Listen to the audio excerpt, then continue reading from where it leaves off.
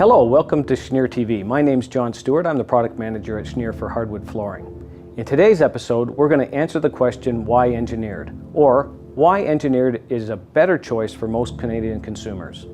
We say engineered flooring is the next generation of wood flooring and has many advantages over regular or solid wood flooring. The main point we want to get across today is that Schnier's products under the Laurentian brand are not produced in Canada, but they're produced specifically for Canada.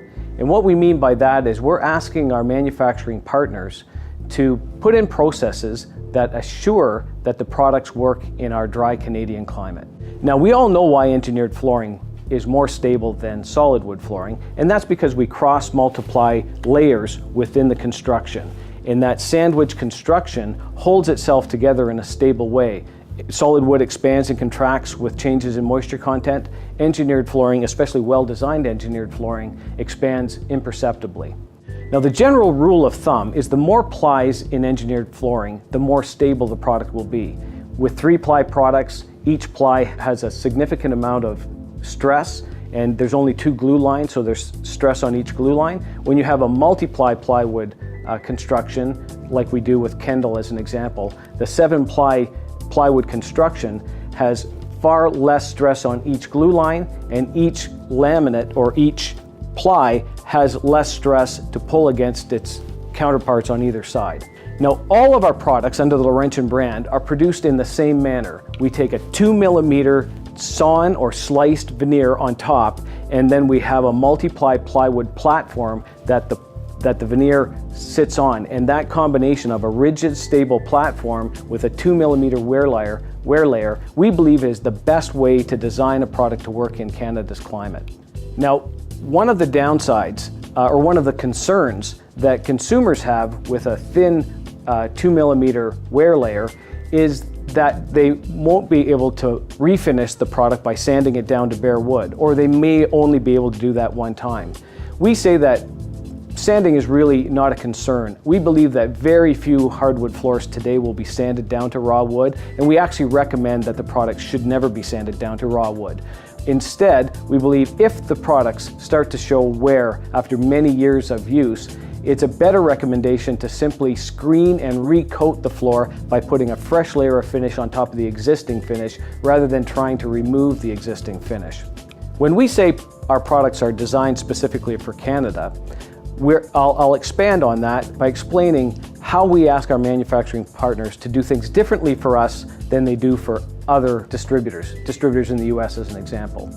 The first trick to making a product that works reliably in Canada is to ensure that the raw material is dried to less than 8% before production, and that the raw materials remain below 8% during the process or during manufacturing.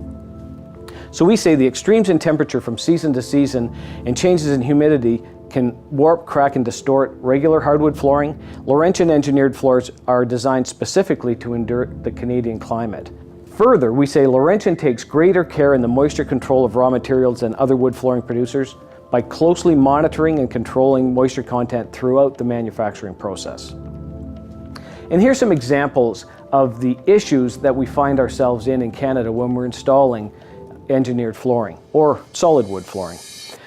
In new construction, in stick construction, the subfloors are installed before the roof goes on. And often it's a case that at some point in the building process, there's rain so that subfloors become wet. So we're often working in job sites that are somewhat wet, and in some cases we're working with job sites that are extremely wet. And the question is, will all the moisture be taken out of that building site before the hardwood is delivered? And in many cases we know that's not the case. So we're trying to design products that work in the real world. All products will work in ideal conditions, but we're often working in Canada in less than ideal conditions. Now, on the flip side, we're in the heating season, in the winter, when the heat's been on for, say, 8 weeks, we know that the average heated house in Canada is drier than some of the driest deserts. And it's not uncommon to find heated homes in Canada at around 20% relative humidity, which is far lower than the recommended range, the range that's recommended by most manufacturers. Now here's a great chart that you can refer to when you're having a conversation with consumers to explain how moisture and wood interrelate. We know that all hardwood at 30% relative humidity acclimates to 6% moisture content. And we also know that 50% relative humidity, all wood acclimates to 9% moisture content. And all manufacturers, solid wood manufacturers and engineered manufacturers, recommend that the home should be kept in a range between 30 and 50 relative humidity, because the expectation is that the floors will perform if they stay within the range of 6 to 9. What we've done with our manufacturing partners is design products that work reliably even when you get outside of that 6% moisture content to 9% moisture content range.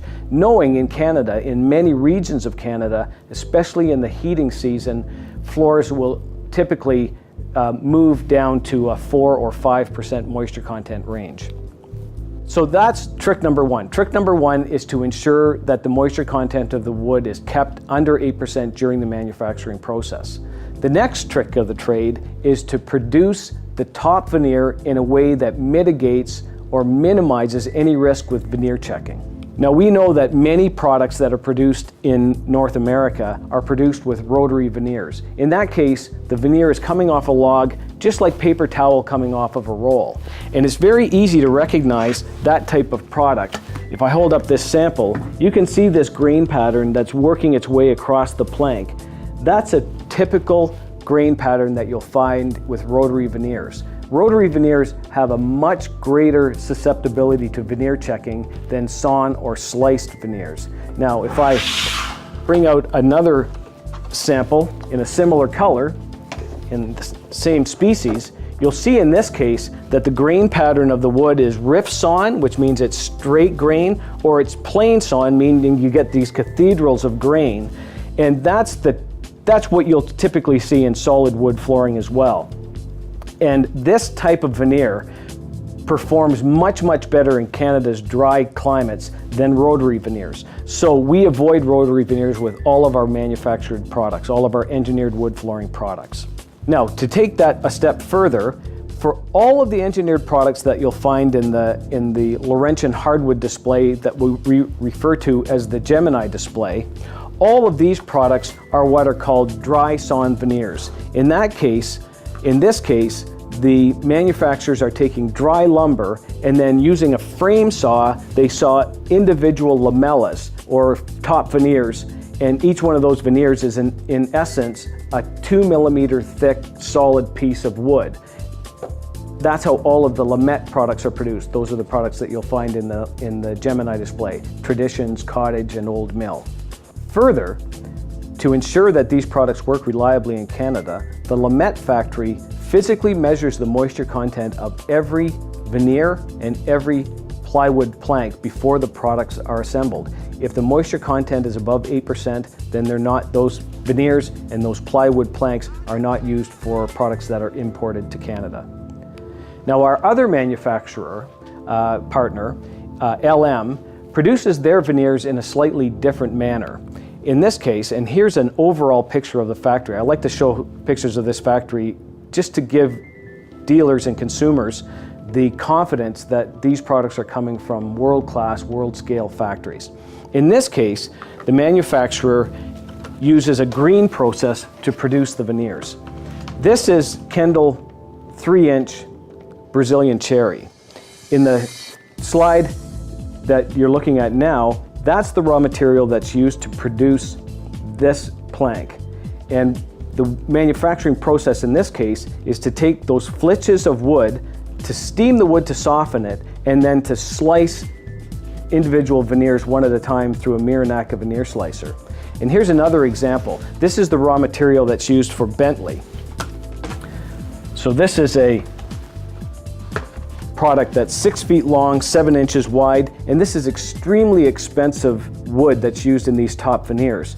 The manufacturer doesn't want to saw the veneers because sawdust is waste, so instead they steam the wood and they run these large flitches through a Miranaka veneer slicer that you'll see in the photograph attached.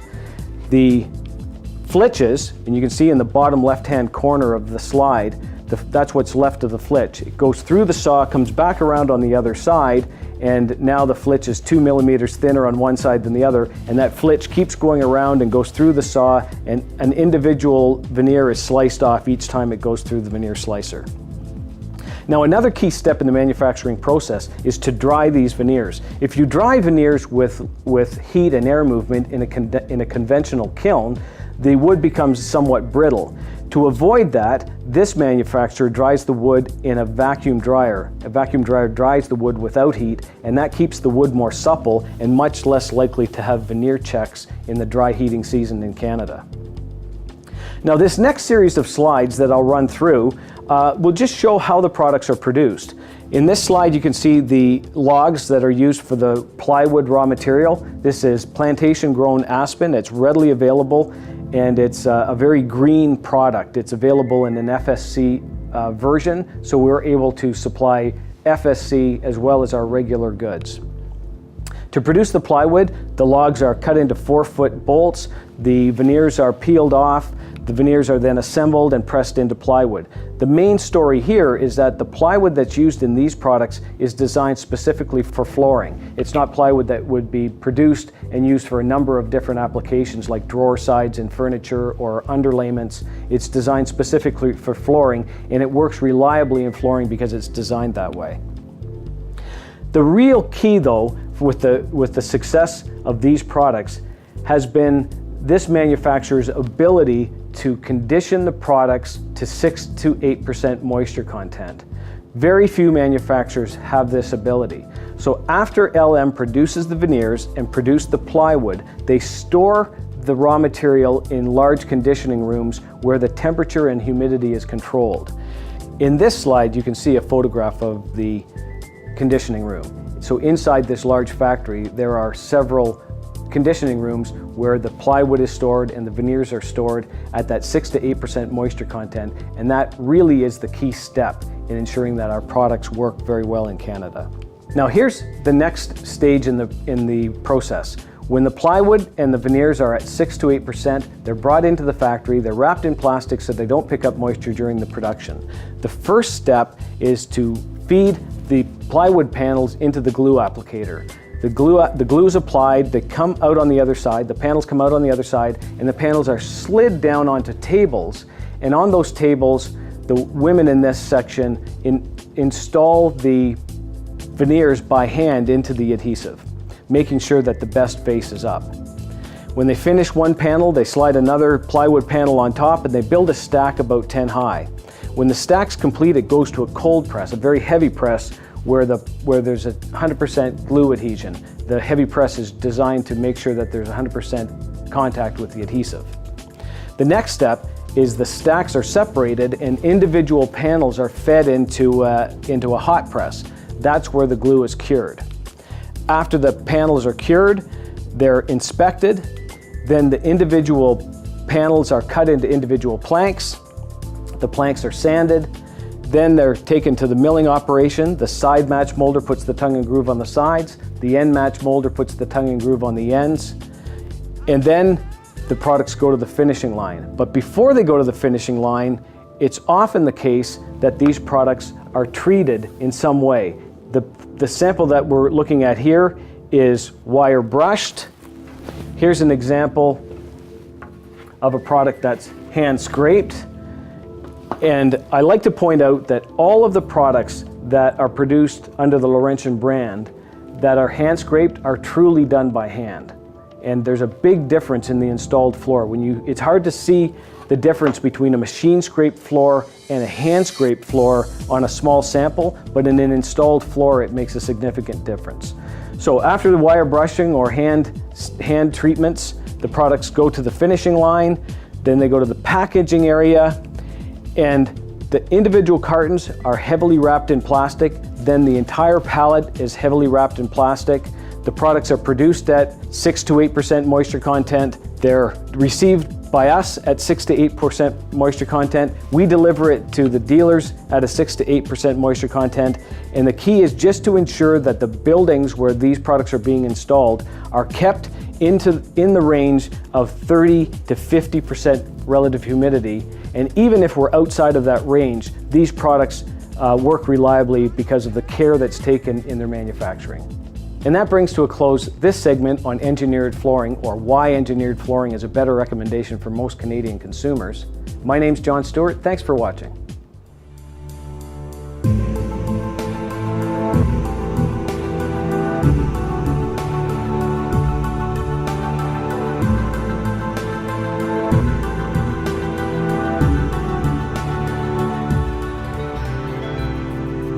Thank you.